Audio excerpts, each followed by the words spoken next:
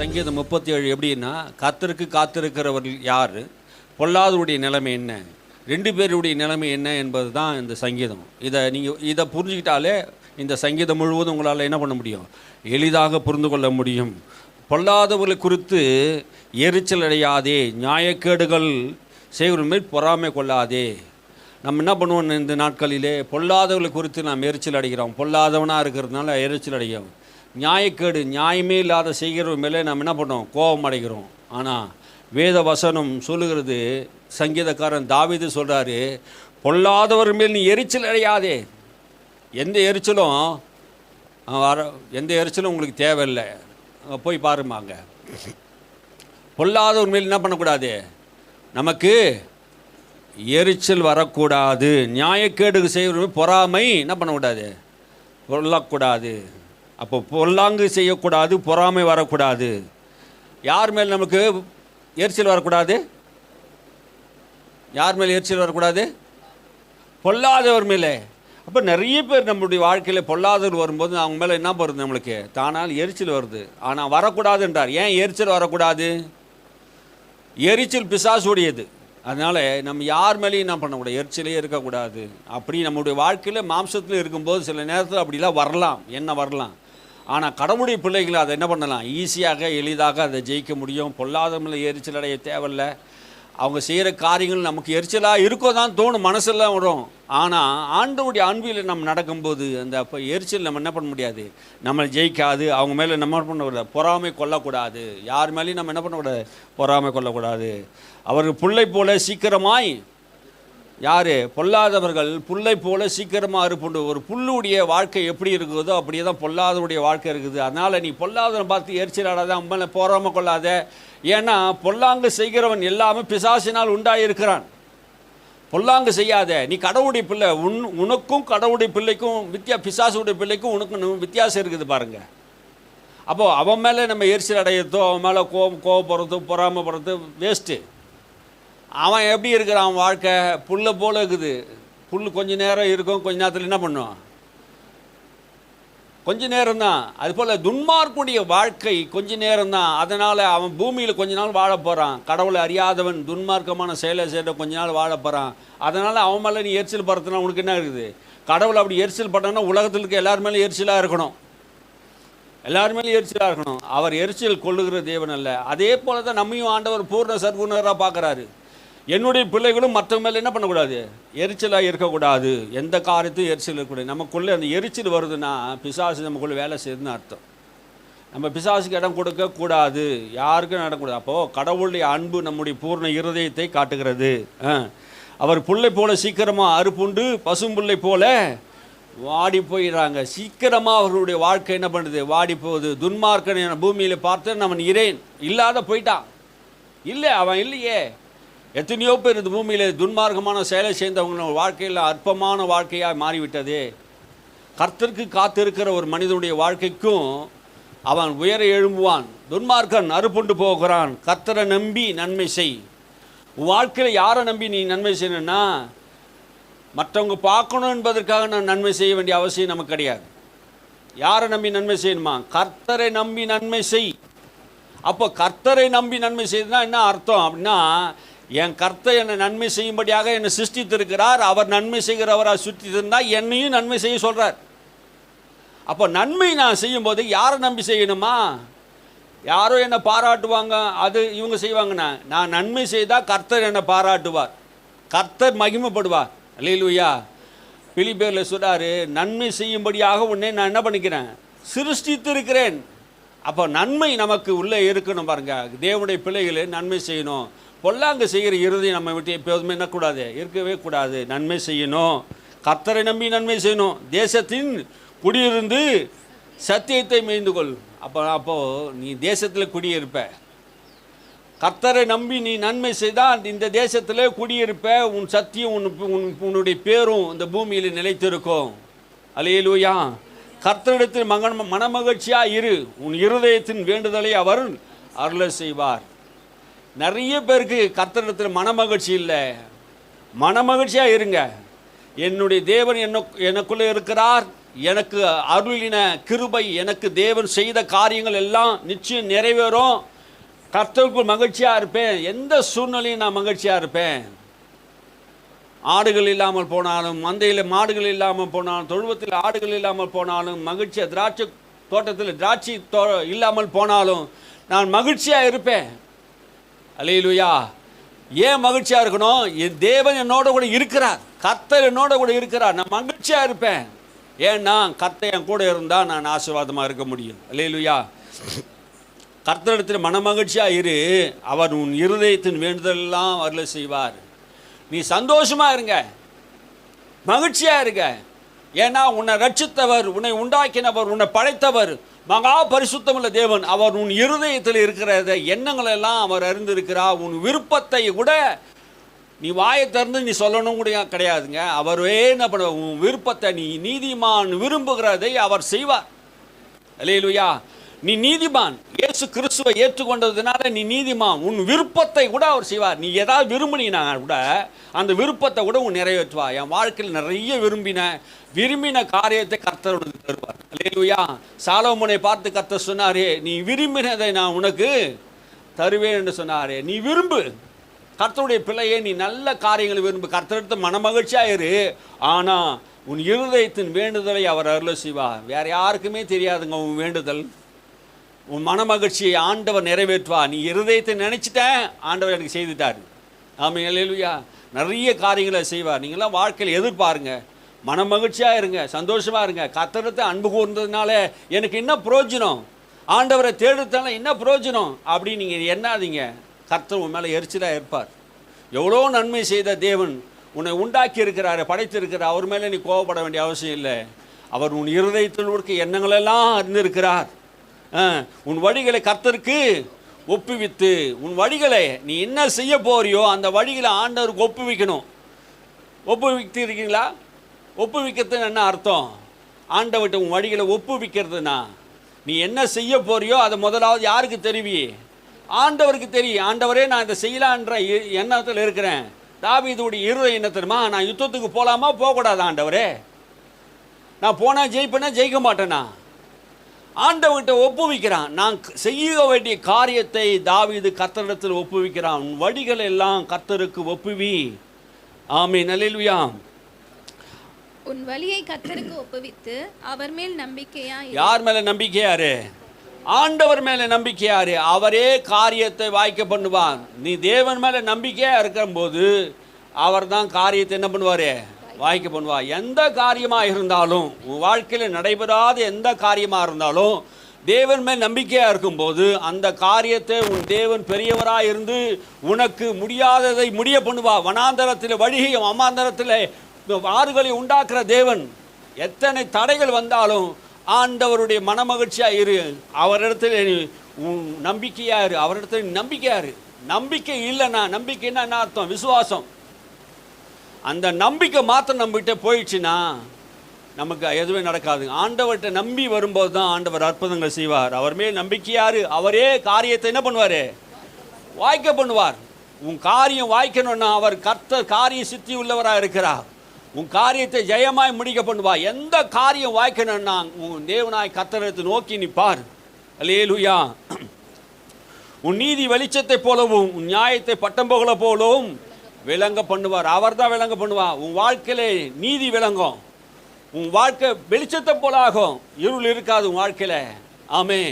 அவரே உன் கூட மனமகிழ்ச்சியாக இருந்தீனா, அவரை நம்பிக்கையாக இருந்தீனா, உன்னை சுற்றி எத்தனை பேர் உன்னை இருளாக்க நினைக்கலாம். ஆனால் உன் வாழ்க்கையில் ஆண்டவர் வெளிச்சத்தை கொண்டு வருவார். அல்லேலூயா. நீதிமானுடைய பாதை நடுப்பகலை போல அதிகமாக பிரகாசிக்கும். உன் வெளிச்சம் அதிகாலையில் வெளுப்பை போல துளிர்த்து எழும்போம். நீ தேவன் மேல் நம்பிக்கையாக இருக்கும்போது, நீ கர்த்தரை நம்பிக்கையாக கொண்டு இருந்துக்கும் போது உன் வாழ்க்கையில் வெளிச்சம் உதிக்கும். உன் வாழ்க்கையில் இப்போ இருள் இருக்குதா? நிச்சயம் சொல்கிறேன், உனக்கு வெளிச்சம் உதிக்கும். ஆமே. தேவன் மேல் நம்பிக்கையாக இரு. அவரே உன் வெளிச்சமாக இருக்கிறான். கர்த்தரை நோக்கி அமர்ந்துரு. கர்த்தரை நோக்கி அமர்ந்து நீ என்ன பண்ணும்? தேவனை நோக்கி அமர்ந்து. நம்பிக்கை இருக்கிறவன் தான் கர்த்தரை நோக்கி அமர முடியும். நம்பிக்கை இல்லாதவன் தேவ சமூகத்தில் உட்கார மாட்டான். நீங்கள் எவ்வளோ நேரம் ஜெபம் பண்ணுறீங்க? உன் தேவன் மேலே எவ்வளோ நம்பிக்கை இருக்குது? ஆண்டவருக்கு முன்பாக நீங்கள் உட்காடுறீங்களா? அதுவே உன் நம்பிக்கை தெரியுது. நான் சொல்ல வேண்டியதில்லை. ஆமென், அல்லேலூயா. எல்லா விஷயமும் கர்த்தர் மேல் நம்பிக்கையாக இரு. வருஷங்களில் மாதங்களில் ஆனாலும் சரி, என் தேவன் என்னை தப்புவிக்க வல்லவராக இருக்கிறார். தப்புவிக்காமல் போனாலும் இந்த பொற்சலையை நான் வணங்க மாட்டேன் என்று சொன்னார்களே, அது போல வாலிபர்கள் போல நீங்கள் இருக்கணும். அல்லேலூயா. நம்பிக்கையாக இருக்கணும். கர்த்தர் என்னை கொண்டு போட்டாலும் அவர் மேல் நான் நம்பிக்கையாக இருப்பேன். அல்லேலூயா. என்னை கொண்டு போட்டாலும் அவர் மேல் நம்பிக்கையாக இருப்பேன். என்ன விசுவாசங்க அது? எப்படியாப்பட்ட விசுவாசம்? ஆமே, உலகமே வியக்கத்தக்கதான விசுவாசம். யோபு உத்தமனும் சன்மார்க்கனும் தேவனுக்கு பயந்து நடக்கிறவன். என் தேவன் மேல் நான் நம்பிக்கையாக இருப்பேன். அல்லேலூயா. அமெரிக்க டாலரில் எழுதினான், கர்த்தர் என் நம்பிக்கையாக இருக்கிறார். அல்லேலூயா. எங்கள் தேவன் எங்கள் மேல், அவர் மேல் நாங்கள் நம்பிக்கையாக இருக்கிறோம். யாரெல்லாம் கர்த்தரை நம்பி இருக்கிறார்களோ அவர்களை கர்த்தர் உயர்த்துவார். வாசிங்க. கர்த்தரை நோக்கி அமர்ந்து அவருக்கு காத்திரு. காரிய சித்தியுள்ளவன் மேலும் தீவினைகளை செய்கிற மனுஷன் மேலும் எரிச்சலாகாதே. காரிய சித்தி உள்ளவனும் தீமை செய்கிறவன் மேலும் எரிச்சல் ஆகாதே. காரியம் உங்ககிட்ட காரியம் ஆற வரையும் உன் கூட இருப்பான். காரிய சித்தி உள்ளவன் மேலும் தீவனை செய்கிறவன் கூட இருந்து உன்னை தீவனை செய்வான். அவன் கூட எல்லாம் அவன் மேலே எரிச்சல் அடையாத. இந்த வசனங்கள்லாம் எத்தனையோ வருஷத்துக்கு முன்னே ஆண்டவர் சொல்லிட்டார். அதனால நம்மளுடைய இருதயம் எப்படி இருக்குது? ஸ்ட்ராங்காக இருக்குது. எத்தனை பேர் நம்மளுக்கு விரோதமாக எழும்பினாலும் நம்ம என்ன பண்ண முடியும்? ஸ்ட்ராங்காக இருக்க முடியும். அல்லேலூயா. வசனங்களை நம் இருதயத்தில் எடுத்துக்கொள்ளும் போது தான் நம்முடைய வாழ்க்கை வெளிச்சத்துக்கு கொண்டும். ஆமீன், அல்லேலூயா. அவங்க மேலே என்ன பண்ணாத? காரிய சித்தி உள்ளவன் மேலேயும் பொல்லாது செய்கிறவன் மேலேயும் என்ன பண்ணாத? உனக்கு எரிச்சல் வேண்டாம். எதுவுமே அந்த எரிச்சலே வேண்டாம். சூரியன் அஸ்தமிக்கிறதுக்குள்ளே அந்த எரிச்சல் உன்னை விட்டு தனியை கடவுது இயேசு நான் சொல்லிட்டார். நம்ம யார் மேலே எரிச்சல் வேணாம். அந்த எரிச்சல் நமக்கு வரும்போது நம்ம என்ன பண்ணோம்? ஸ்தோத்திரம் பண்ணணும். அவங்க பேரை சொல்லி நான் அவங்க பேரை சொல்லுவேன். ஆண்டவரே, இந்த ஆள் என்னை எரிச்சல் ஊற்றுறான், ஸ்தோத்திரம் ஆண்டவரே. என் பிள்ளைகளுக்கு, என் மனைவி எல்லாருக்கும் தெரியும் பாருங்கள். நான் அப்படியே சில நேரத்தில் வந்து சோபாவில் அப்படியே உட்காந்து ஸ்தோத்திரம் பண்ணுவேன். இது மாதிரி சில ஆட்கள் எரிச்சல் ஆகிட்டான்னு கோபம் வரும். ஆனால் அந்த கோபத்தை என்ன பண்ணுவேன்? உட்காந்து ஸ்தோத்திரம் பண்ணுவேன். ஆண்டவர் இது மாதிரி பேசுகிறேன், ஆண்டவரே அந்த மனுஷனுக்காக ஸ்தோத்திரம். அப்போது அந்த கோபத்தை கூட நம்ம என்ன பண்ணலாம்? எரிச்சலை தணிக்கலாம். அல்லேலூயா. நீங்கள் ஸ்தோத்திரம் பண்ணுங்க, அதுவே தகுதியானது. நீங்கள் எரிச்சல் ஆகிட்டீங்கன்னா பிசாசுக்கு இடம் கொடுத்துடும். எரிச்சல் ஆகாதீங்க, யார் மேலே எரிச்சல் ஆகிடாதீங்க. அல்லேலூயா. நாளுக்கு நாள் தான் இந்த காரியத்தை நம்ம புரியும். ஆரம்பத்தில் நம்ம மனுஷரீகமாக இருக்கிறதுனால உடனே நம்மளுக்கு கோபம் வரும். ஆனால் அது ஸ்தோத்திரம் பண்ணி பாருங்களேன். ஸ்தோத்திரம் ஸ்தோத்திரம் ஆண்டவரே, ஸ்தோத்திரம் ஆண்டவரே, ஸ்தோத்திரம் ஆண்டவரே. ஸ்தோத்திரம் பண்ணுதே நமக்கு தகுதியானதாக இருக்குது. கோபத்தை நெகிழ்ந்து உக்கிரகத்தை விட்டுவிடு. கோபம் தான் கொள்ளாதீங்க.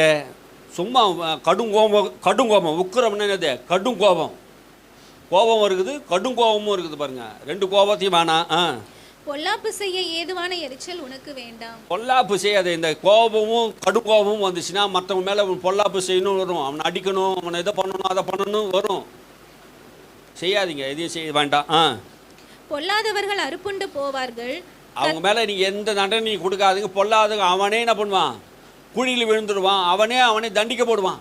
நீ அவனை போய் தண்டிக்க வேண்டிய அவசியம் இல்லை. கர்த்தர் அவனை தண்டிப்பார். பழி வாங்கிறது அவருக்குரியது. நம்ம போய் அவன் பொல்லாத செய்தான், நான் போய் நீதி செய்வேன், நியாயத்தை செய்வேன் சொல்லி என்ன பண்ணாதீங்க, செய்யாதீங்க. அப்படி நீங்கள் செய்தீங்கன்னா நீங்கள் அங்கே பொல்லாதவனா மாறிடுவோம். இதுதான் நம்முடைய வாழ்க்கையில் நடக்குது. கர்த்தருக்கு காத்திருக்கிறவர்களோ பூமியை சுதந்தரித்துக் கொள்வார்கள். நீ கர்த்தருக்கு காத்திருக்கிறவர்கள் பூமியை சுதந்தரிப்பார்கள். அல்லேலூயா. பொல்லாத பூமியை சுதந்தரிப்பாங்க கிடையாது. நீதிமான்கள் பூமியை சுதந்தரிப்பாங்க. அந்த வசனம் கிட்டத்தட்ட 8-9 வசனங்கள் வருது. பூமியை சுதந்தரிப்பார்கள்.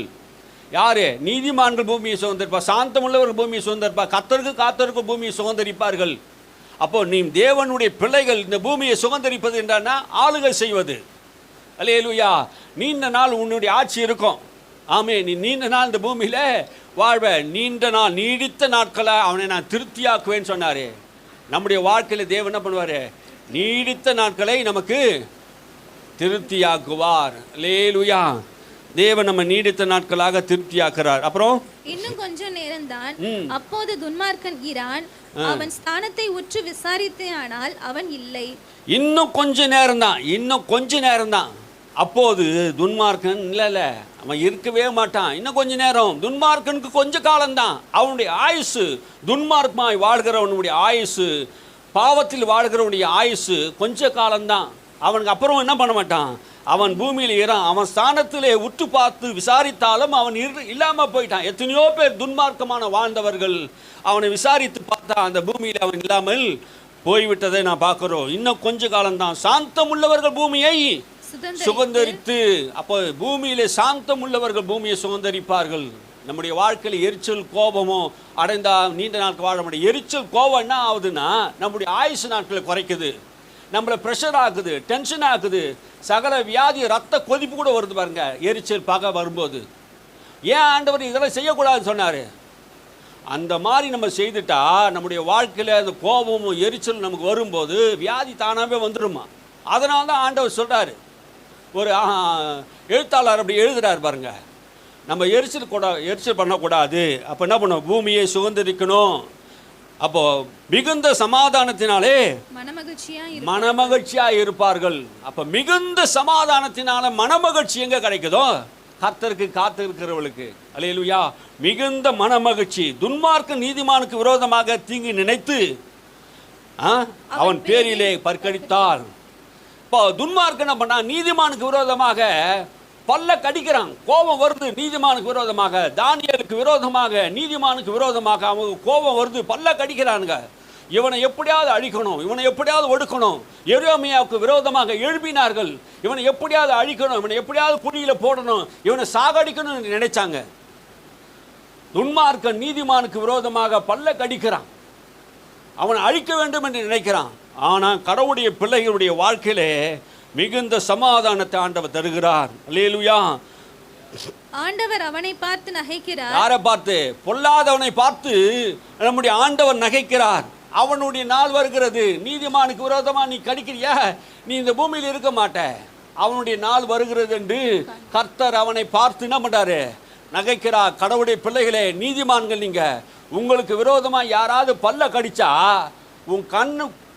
உன்னை தொட்டா அவர் கண்விழியை தொடுகிறாரா?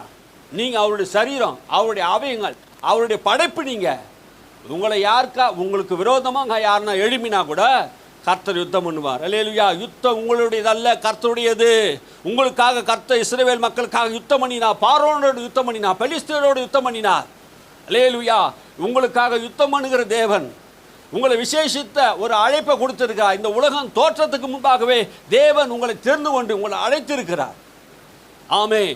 அந்த அழைப்பு விசேஷித்தமான அழைப்பு உங்களுக்கு ஒன்றுனா அவர் முன்னாடி வருவார். அல்லேலூயா. அதனால தான் தாவீது சொல்றார், கர்த்தரின் பட்சத்தில் இருக்கிறார், மனுஷன் எனக்கு என்ன செய்வான்? அல்லேலூயா. தேவனே உன் கூட இருக்கும்போது மனுஷன் உன் வாழ்க்கை என்ன செய்ய முடியும்? கொஞ்சம் சிந்தித்து பாருங்க. கர்த்தர் நம் கூட இருக்கும்போது எந்த மனுஷனும் ஒன்றும் செய்ய முடியாது. சிறுமையும் எளிமையானவனை மடங்கடிக்கவும் மடிவிக்கவும் செம்மை மார்க்கத்தாரை விழப்பண்ணவும் துன்மார்க்கர் பட்டயத்தை உருவி தங்கள் வில்லை நாணேற்றுகிறார்கள். துன்மார்க்கன் பட்டயத்தை எடுத்து வில்லை ஏற்றி நாணேற்றுகிறார்கள். யாரை? நீதிமானை கொல்வதற்கு, நீதிமானை அழிப்பதற்கு எத்தனையோ பேர் எழுப்பினார்கள். பரிசுத்தவான்கள், பழைய ஏற்பாட்டு பரிசுத்தவான்கள், புதிய ஏற்பாட்டு பரிசுத்தவான்களை, கிறிஸ்துவத்தை அழிக்க வேண்டும் என்று கங்கணம் கட்டி எழுப்பினவர்கள் எத்தனையோ பேர் உலகத்தில். ஏனென்றால் தேவன் நம்மை தெரிந்து கொண்டிருக்கிறார். நாம் உலகத்துக்குரியவர் அல்ல, உன்னதமான தேவனுடைய மக்கள். நாம் இந்த உலகத்திலே பிறந்திருந்தாலும் தேவன் நமக்கு விசேஷித்த அபிஷேகத்தின் கிருபையை கொடுத்து அவருடைய பிள்ளையாக மாற்றி இருக்கிறார். ஆகையினால் உலகம் நம்மளை பகைக்கிறது, உலகம் நம்மை விரோதமாக பார்க்கிறது. நம்ம பயப்பட வேண்டிய அவசியம் இல்லை. ஆனாலும் அவர்கள் பட்டயம் அவர்களுடைய இருதயத்திற்குள் உருவி போகும். ஆனாலும் அவருடைய பட்டயம் அவருடைய இருதயத்தை உருவி போகும். எவன் பட்டயத்தை தூக்கினானோ அவன் பட்டயத்தில் சாவான். உனக்கு விரோதமாக என்ன தீமை செய்ய நினைச்சானோ அந்த தீமையில அவன் வாழ்க்கை போய்விடும். ஆமென். அல்லேலூயா. வரணுமே. கர்த்தர் உங்களுக்கு சப்போர்ட் பண்றார். ஆமென். அல்லேலூயா. கர்த்தர் உங்களுக்காக யுத்தம் பண்ணுகிறான். அநேக துன்மார்க்கருக்குள்ள செல்வ திரட்சியை பார்க்கிலும் நீதிமானுக்கு கொஞ்சம். துன்மார்க்கனுக்கு நிறைய செல்வம் இருக்கும், ஆஸ்தி இருக்கும், திரட்சியா இருக்கும். அதை பார்க்கலும் நீதிமானுக்கு கொஞ்சம் வருமானம் நல்லது. அல்லேலூயா. நீங்க நினைக்கிறீங்க நிறைய பணம் வச்சிருந்தா தான் நல்ல ஆசீர்வாதம், அதனால தான் பெரிய அரண் நினைக்கிறேன். அவனுக்கு அது அரண் கிடையாது. செல்வம் நியாய தீர்ப்பின் நாளிலே செல்லாது. ஆமே, தெரியுமா உங்களுக்கு? இந்த பூமியில் விட ஐஸ்வர்யம் நியாய தீர்ப்பு நாளிலே செல்லாது. நீதிமானுக்கு கொஞ்சம் வருமானம், கொஞ்சம் சின்ன வீடு அப்படி இருந்தாலும் பரவாயில்ல. ஆனால் நியாய தீர்ப்பு வரும்போது துன்மார்க்கன் அங்கே தப்புவிக்கப்பட முடியாது. அவன் செல்வம் அவனை தப்புவிக்காது, அவனுடைய புகழ் அவனை தப்புவிக்காது. இயேசுவை நம்புகிறவன் மாத்திரமே தப்புவிக்கப்படுவான், அவன் மாத்திரமே நீதிமானாக்கப்படுவான். அல்லேலூயா. வாசிங்க. துன்மார்க்குடைய புகழ், துன்மார்க்கருடைய புயங்கள் முறியும். துன்மார்க்குடைய புயங்கள், அவனுடைய வல்லமை, அவனுடைய பராக்கிரமம் ஒரு நாள் ஒழிந்து போகும். துன்மார்க்கன் அவன் நினைக்கிறான் அவன் பராக்கிரமன், நான் தான் இந்த உலகத்தில் பராக்கிரமன், நான் தான் பெரிய ஆள் அப்படி காட்டுறான். அவனுடைய பராக்கிரமும் வலிமையெல்லாம் ஒரு நாள் என்ன பண்ணும்? ஒழிந்து போய்விடும். நீதிமான்களையோ கர்த்தர் தாங்குகிறார். யாரை அவர் தாங்குகிறார்? நீதிமான்களை கர்த்தரே தாங்குகிறார்னா என்ன அர்த்தம்? அவரே உங்களை சுமக்கிறார். அல்லேலூயா. ஒரு தகப்பன் தன் பிள்ளைகளை சுமப்பது போல இஸ்ரவேல் ஜனங்களை சுமந்து போவது சென்றார். கழுகு தன் குஞ்சுகளை சுமப்பது போல இஸ்ரவேல் மக்களை சுமந்து சென்றார். கர்த்தர் உங்களை சுமந்து செல்கிற தேவன். அல்லேலூயா. உங்களை சுமந்து செல்வான். உத்தமர்களின் நாட்களை கர்த்தர் அறிந்திருக்கிறார். உத்தமர்களுடைய நாட்களை கர்த்தர் அறிந்திருக்கிறார். நீதிமான்களுடைய நாட்களை கர்த்தர் அறிந்திருக்கிறார். அவர்கள் சுதந்திரம் என்றென்றைக்கும் இருக்கும்.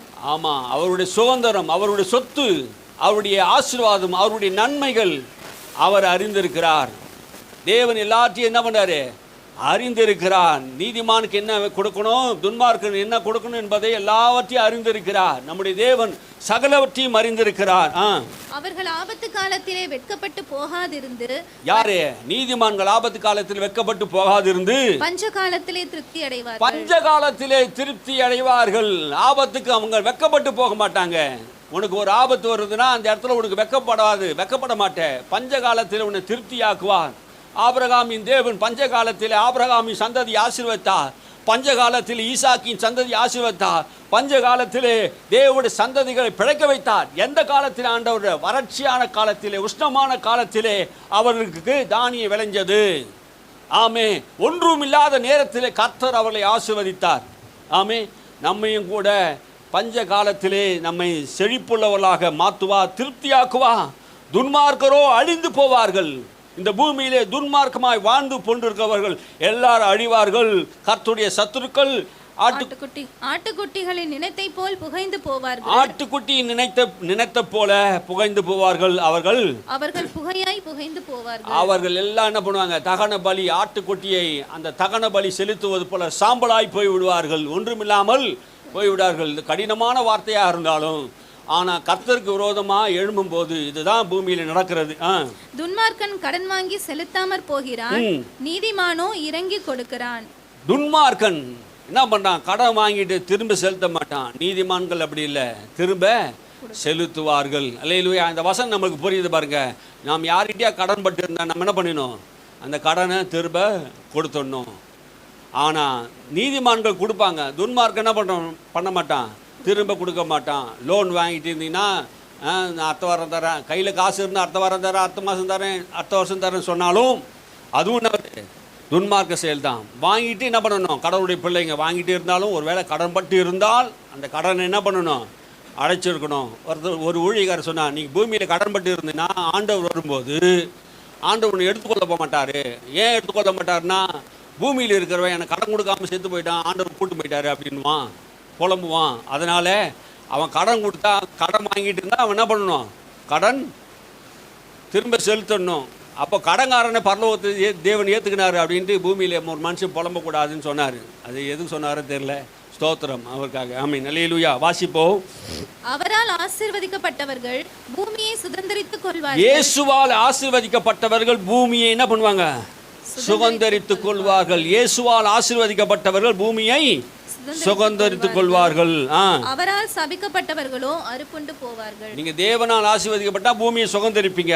அவரால் சபிக்கப்பட்டு இருந்தா என்ன பண்ணுவீங்க? அறுப்புண்டு போவார்கள். என்ன அர்த்தம்? அடிந்து போவார்கள் என்று அர்த்தம். நல்ல மனுஷனுடைய நடைகள் கர்த்தரால் உறுதிப்படும். நல்ல மனுஷனுடைய நடைகள், நல்ல மனுஷனா நீதிமான்கள், நீதிமானுடைய நடைகள், அவனுடைய வாழ்க்கை முறைகள், அவனுடைய செயல்முறைகள் எல்லாம் எப்படி இருக்குமா? நல்லதா இருக்கும். அவனுடைய வழியின் மேல் அவர் பிரியமா இருக்கிறார். நீதிமானுடைய வழியிலே கர்த்தர் பிரியமா இருக்கிறார். நீதிமானுடைய வழி தனி பாதை பாருங்க. நீதிமானுக்கென்று மெய்ஞானத்தை வைத்திருக்கிறார். நீதிமானுக்கென்று தனி பாதை வைத்திருக்கிறார். நம்முடைய வாழ்க்கை இயேசு கிறிஸ்துக்குள்ளே வாழும்போது அந்த பாதை தனி பாதையாக இருக்கிறது. உனக்கும் உலகத்துக்கு நிறைய வித்தியாசம் இருக்கும். மற்றவங்க செய்கிற மாதிரி உனக்குள்ளே எல்லாரும் செய்யணும்னு நினைப்பாங்க. ஆனால் நீங்கள் வித்தியாசமாக இருப்பீங்க. ஆமே. தானியேலுக்குள்ளே அப்படி தான் பார்த்தாங்க. அவர் நீதிமான்களாக வாழ்ந்தார். அவன் விழுந்தாலும் தள்ளுண்டு போவதில்லை. நீதிமான் விழுந்தாலும் தள்ளுண்டு போக மாட்டான். ஆமாம், நீதிமான் ஒருவேளை உன் வாழ்க்கையில் ஏதோ ஒரு விஷயத்தில் எங்கேயாவது ஒரு விஷயத்தில் நீ தள்ளுண்டு போயிட்டினா ஆண்டவர் என்ன பண்ணுவாரான்? கர்த்தர் தமது கையினாலே அவனை தாங்குவார். அல்லேலூயா. இதுக்கு சொல்லணும் அல்லேலூயா சொல்லணும். நீ விழுந்தாலும் கர்த்தர் என்ன பண்ணுவாராம்? உன்னை தாங்குவார். அல்லேலூயா. நான் விழவே மாட்டேன்னு சொல்ல முடியாது. ஒரு காலத்தில் எதையாவது தாவீது பல நாட்களில் தேவனுக்கு இருதயத்தை ஏற்றவனாக இருந்தாலும் சில இடங்களில் விழுந்தார். ஆனாலும் கர்த்தர் என்ன பண்ணாரு? அவனை தாங்கினார். ஆமே, உன்னுடைய தேவன் தாங்குகிறவர், தப்புவிக்கிறவர். நான் இளைஞனாக இருந்தேன், முதிர் வயது உள்ளவனாக இருந்தேன், ஆனாலும் நீதிமான் கைவிடப்பட்டதையும் அவன் சந்ததி அப்பத்திற்காக உணவுக்காக அலைந்து திருந்ததையும் நான் காணேன் என்று சொல்றார். அல்லேலூயா. தாவீது சொல்றாரு, முதிர் வயதில் சொல்றாரு, 70 வயதில் சொல்றாரு, கடைசி நாட்களிலே நான் இளைஞனாக இருந்தேன், ஆடு மேய்த்து கொண்டு இருந்தேன், பசியும் பட்டினியுமா இருந்தேன், என் உணவில் சாப்பாடு கலந்தாங்க. ஆனாலும் அப்படியாப்பட்ட நாட்களில் நான் இளைஞனாக இருந்தபோது, முதிர் வயதாக இருந்தபோது கூட நீதிமானுடைய சந்ததி அப்பத்துக்காக அலைந்து திரிந்தது கிடையாது, சாப்பாட்டுக்காக. நீதிமானுடைய வயிறு பசித்திராது. அவரை ஆண்டவர் திருப்தியாக்குவா. குறைவுகளை நிறைவாக்குறவ. கர்த்தருக்கு பயப்படுகிறவர்களை குறைவை நிறைவாக்குவா. கர்த்தரை தேடுகிறவர்களுக்கு குறைவை நிறைவாக்குவா. அல்லேலூயா. கிறிஸ்து இயேசுவை விசுவாசிக்கிற உங்களுக்கு ஆண்டவர் உங்களை ஆசீர்வதிப்பார். உன்னை மாத்திரமல்ல, உன் சந்ததியே ஆண்டவர் ஆசீர்வதிப்பார். ஆமே. இந்த வாக்குத்தத்தம் என் சந்ததிகளாக பலிக்கோ. ஆமே. இளைஞனா இருந்தேன், முதிர் வயதானே, அப்பத்திற்காக அலைந்து திறந்தை காணேன். கடவுளை தேடுகிற உனக்கு ஒரு நன்மையும் குறையப்படாதுன்னு சொல்றார். நான் தாழ்ச்சி அடையேன். தாவீது சொல்றாரு, நான் தாழ்ச்சி அடையேன், ஒன்றும் எனக்கு குறையப்படாது, எல்லாம் பரிபூர்ணம் அடைந்தேன் என்று பவுல் சொல்றாரு. ஒன்றும் நான் குறையப்படலை, எல்லாம் பரிபூர்ணமாய் அடைந்தேன்னு சொல்றாரு. கர்த்தர் நம்மை பரிபூர்ண ஆசீர்வாதத்துக்கு கொண்டு வருகிறார். அல்லேலூயா. நம்முடைய தேவன் எவ்வளோ பெரியவர், எவ்வளோ அற்புதமானவர்.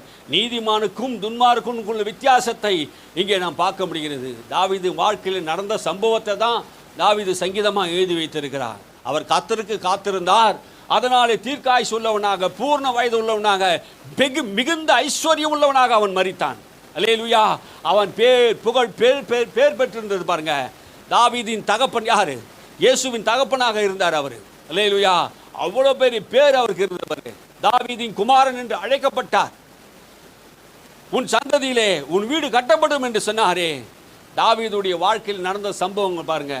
இயேசுவால் அவர் வீடு கட்டப்பட்டது. சந்ததிகிற ராஜ்யம் ஒழிவதில்லை என்று சொன்னாரே. இயேசு அந்த குடும்பத்தில் ராஜாவாக பிறந்தார். அவருடைய ராஜ்யம் நிலைத்திருக்கும் என்று சொன்னார். தாவீதுக்கு அருளின கிருபை, தாவீதுக்கு அருள் நன்மைகள் ஒன்றும் குறைபடாது என்று கர்த்தர் சொல்லிட்டார்.